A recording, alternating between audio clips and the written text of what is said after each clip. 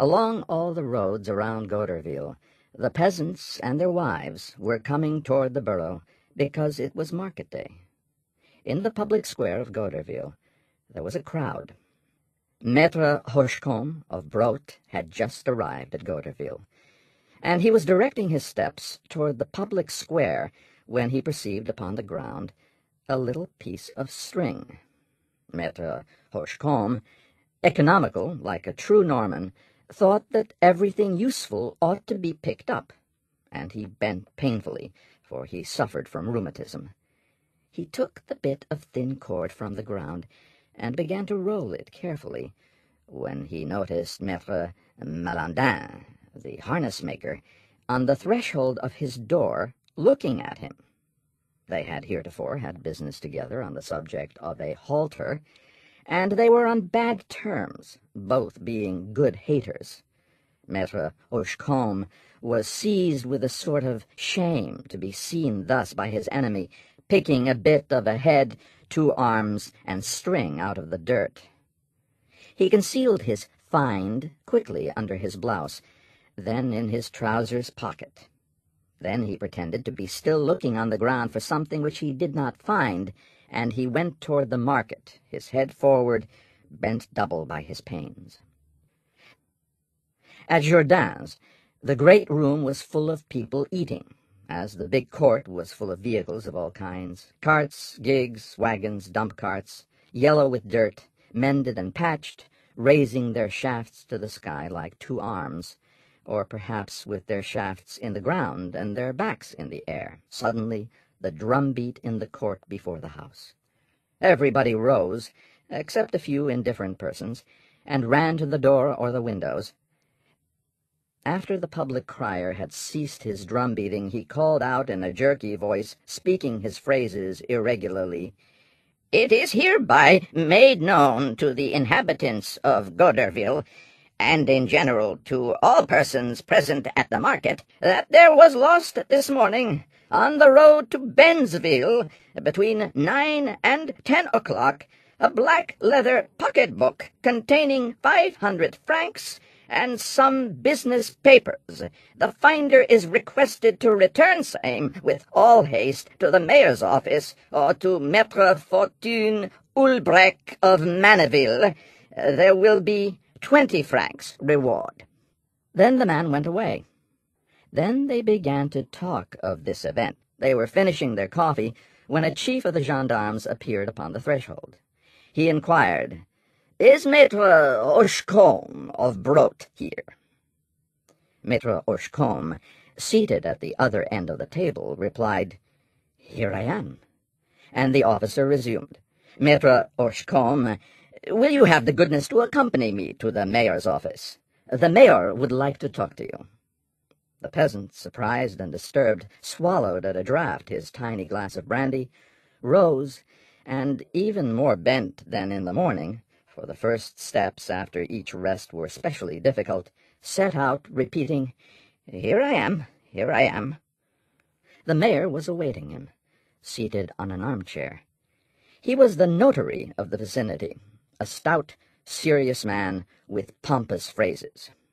"Maître Hochecombe," said he, "you were seen this morning to pick up, on the road to Bensville, the pocket-book lost by Maître Ulbrech of Maneville." The countryman, astounded, looked at the mayor, already terrified by this suspicion resting on him without his knowing why. "Me? Me? Me pick up the pocket-book?" "Yes, you yourself." "Word of honor, I never heard of it." "But you were seen." "I was seen? Me? Who says he saw me?" "Monsieur Malandin, the harness-maker." The old man remembered, understood, and flushed with anger. "Ah, he saw me, the clodhopper. He saw me pick up this string here, Monsieur the Mayor." And rummaging in his pocket, he drew out the little piece of string. But the mayor, incredulous, shook his head. "You will not make me believe, Maître Hochecombe, that Monsieur Malandin, who is a man worthy of credence, mistook this cord for a pocket-book." The peasant, furious, lifted his hand, spat at one side to attest his honor, repeating, It is nevertheless the truth of the good God, the sacred truth, Monsieur the Mayor. I repeat it on my soul and my salvation. The mayor resumed. After picking up the object, you stood like a stilt, looking a long while in the mud to see if any piece of money had fallen out. The good old man choked with indignation and fear. How anyone can tell such lies to take away an honest man's reputation? How can anyone?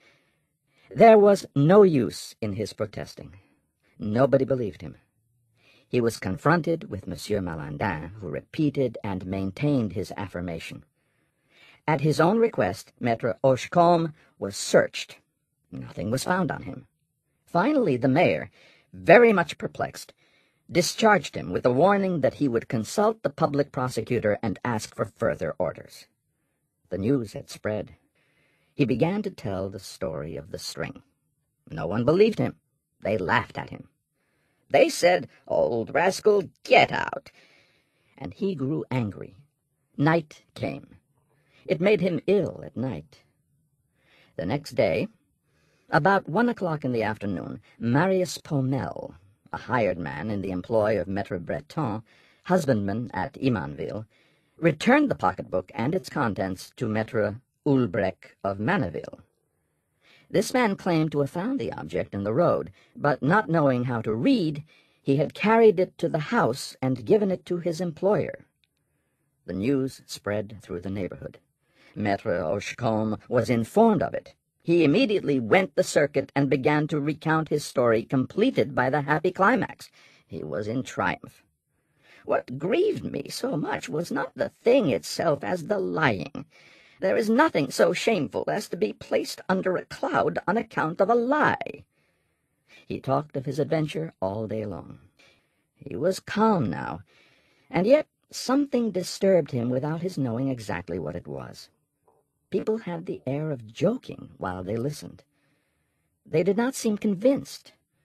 He seemed to feel that remarks were being made behind his back. On Tuesday of the next week, he went to the market at Goderville, urged solely by the necessity he felt of discussing the case. Malandin, standing at his door, began to laugh on seeing him pass. Why? He approached the farmer from Crequetot, who did not let him finish, and, giving him a thump in the stomach, said to his face, "You big rascal." Then he turned his back on him. Maître Hochecombe was confused. Why was he called a big rascal? When he was seated at the table in Jourdain's tavern, he commenced to explain the affair. A horse-dealer from Montvilliers called to him. Come, old sharper, that's an old trick. I know all about your piece of string." Hochecombe stammered, "But since the pocket-book was found—" But the other man replied, "Shut up, Papa. There is one that finds, and there is one that reports. At any rate, you are mixed with it." The peasant stood choking. He understood. They accused him of having had the pocket-book returned by a confederate, by an accomplice. He tried to protest. All the table began to laugh.